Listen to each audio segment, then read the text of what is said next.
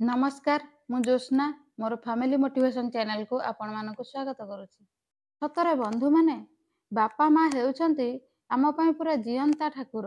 जो बापा माँ निज पिला मानक मुहरे टिके खुशी देखिबा पई सबु किछि त्याग करिथांती, निजर हस खुशी मध्ये त्याग करिथांती। सेही बापा माँकर कष्ट को आजिर पिला माने केही भी बुझी पारु नाहंती।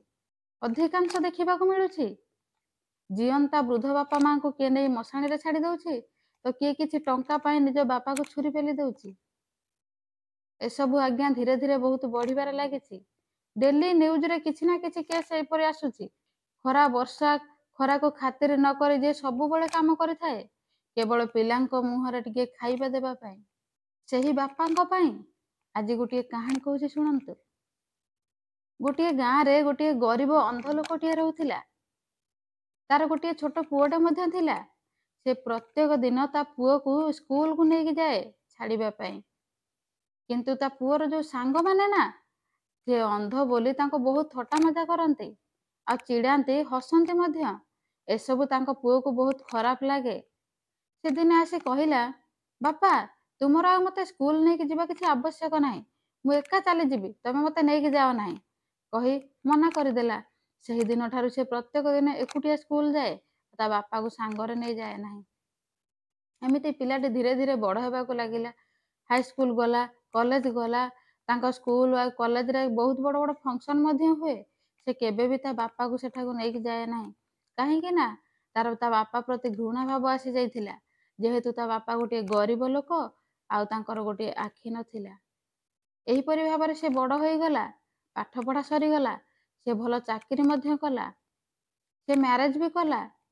किंतु से ता बापांको पाखरे रहु नथिला। से बाहारे घर करी एका रहुथिला, ता स्त्री सहित रहुथिला। किछि दिन परे तार गोटे पुओ होइछि। एक कथा जेतेबेले से लोकटी कानरे आसी पड़िछि, से तांको नाती को टिके देखिबा पई से बाहारी जाइछन्ते तांको पुओ घर को। सेठी भोजीर आयोजन होइछि, बहुत सारा गेस्ट आसीछन्ते।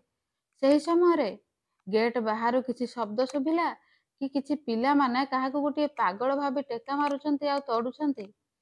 सेतिकी बेले तांको पुओ पदा को आसी देखे तो तांको बापा। सेठी से तांको बापा को कहिला, अरे मु तुमको एठी बापार परिचय देई परिबि नाही। तुमे जणे अंध पुणी बहुत गरीब, तमे बहुत अपरिष्कार देखा जाउछ। एठिकी तुमे आसी परिबो नाही, तुमे एठु चली जाओ कहि से तांको विदा करिदेला। तापर तांको बापा आखिरे लुह ठळ ठळ करी सेठारु फेरी आसिले। किछि दिन परे से छोट बेले जो स्कूल रे पाठ पढुथिला, से स्कूल रे गोटे बहुत बड़ फंक्शन आयोजन होइथिला। से जेहेतु गोटे भल स्टूडेंट थिला, ताकू मध्य से स्कूल को निमंत्रण करा जाइथिला। से सेठाको तार छुआ और ता स्त्री को नहीं आसीथिला। सेठार फंक्शन सरिला परे से भाबिला ए पाखर तो आम गाँ आउ आम घर मध्य, मु जाई टिके से आडे बुली आसे। एहा भाबी से ता घर को जाइछि। ता घरे जाई देखे तो तांको घरे पूरा ताला पड़िछि। तांको पड़ोसी घर लोक जणे आसी गोटे चिट्ठी देई ता हातरे कहिले, अरे तुम बापा आउ ए दुनिया रे नाहंती कहि से चिट्ठीटी देई से चली गले। तापर से चिट्ठीटी धरी से सेठारु फेरी आसिले। तापर घरे पहुंची से चिट्ठीटी पढ़िले।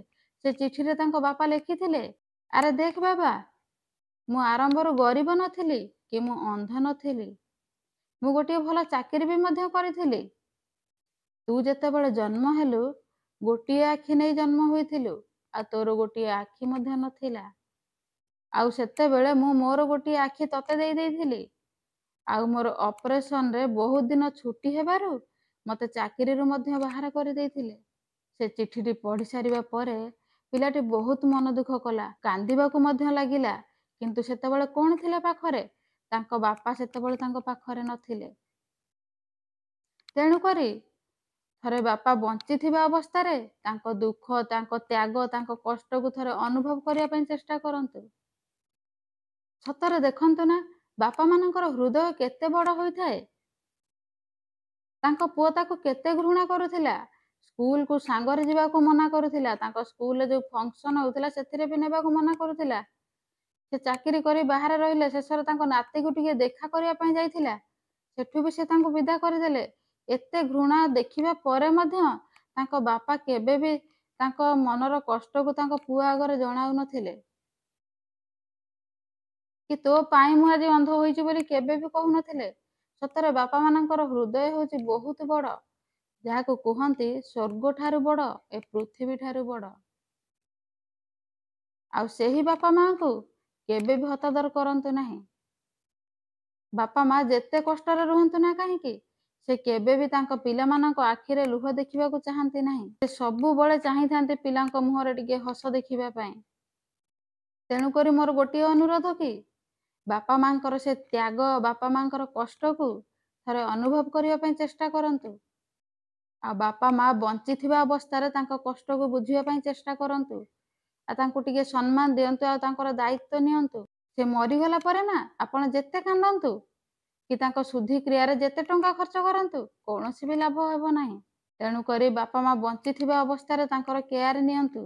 ତାଙ୍କର ଯାହା ଦରକାର, ତାଙ୍କର ଯାହା ବି ଆବଶ୍ୟକ, ଛୋଟରୁ ବଡ଼ ହେବା ପର୍ଯ୍ୟନ୍ତ, ଚାକିରି କରିବା, ମ୍ୟାରେଜ କରିବା ପର୍ଯ୍ୟନ୍ତ ପିଲାମାନେ ଯାହା ଚାହିଁଥାନ୍ତି ବାପା ମା ତାଙ୍କ ପ୍ରାଣପଣେ ଚେଷ୍ଟା କରିଥାନ୍ତି ତାଙ୍କ ଇଚ୍ଛାକୁ ପୂରା କରିବା ପାଇଁ। ସେହିପରି ପିଲାମାନେ ଯେତେବେଳେ ବଡ଼ ହେଇଯାଉଛନ୍ତି, ମ୍ୟାରେଜ କରୁଛନ୍ତି, ଚାକିରି ବାକିରି କରୁଛନ୍ତି, ସେତିକି ବେଳେ ସେମାନେ ବି ଭାବିବା ଉଚିତ କି ତାଙ୍କ ବାପା ମା ତାଙ୍କଠୁ କ'ଣ ଚାହୁଁଛନ୍ତି। ବାପା ମା ତ ତାଙ୍କ କର୍ତ୍ତବ୍ୟ କରିଦେଲେ, ପିଲାମାନଙ୍କର ବି କର୍ତ୍ତବ୍ୟ ଅଛି ତାଙ୍କ ବାପା ମାଙ୍କ ପ୍ରତି। ବାପା ମାଙ୍କ ପ୍ରତି ଥିବା କର୍ତ୍ତବ୍ୟକୁ କୌଣସି ବି ପିଲା ଭୁଲିବା ଉଚିତ ନୁହେଁ।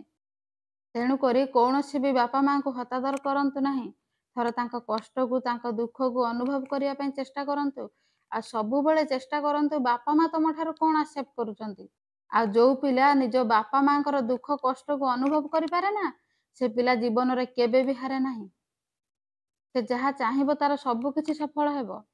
ତେଣୁକରି ମୋ ତରଫରୁ ଅନୁରୋଧ କି ପ୍ରତ୍ୟେକ ବାପା ମାଙ୍କୁ ସମ୍ମାନ ଦେବା ଶିଖନ୍ତୁ, ପ୍ରତ୍ୟେକ ବାପା ମାଙ୍କର କେୟାର ନିଅନ୍ତୁ, ଆଉ ସେମାନଙ୍କର ଇଚ୍ଛାକୁ ପୂରା କରିବା ପାଇଁ ଚେଷ୍ଟା କରନ୍ତୁ। ରଖୁଛି ଆଜି ପାଇଁ ଏତିକି। ପୁଣି ଦେଖା ହେବ ଆଉ ଏକ ନୂଆ ଭିଡ଼ିଓରେ। ସେଥିପର୍ଯ୍ୟନ୍ତ ବିଦାୟ ଦିଅନ୍ତୁ। ଯଦି ମୋର ଭିଡ଼ିଓ ଆପଣମାନଙ୍କୁ ଭଲ ଲାଗିଥାଏ ତାହେଲେ ଲାଇକ୍, ସେୟାର, କମେଣ୍ଟ କରିବାକୁ ବିଲକୁଲ ବି ଭୁଲିବେ ନାହିଁ।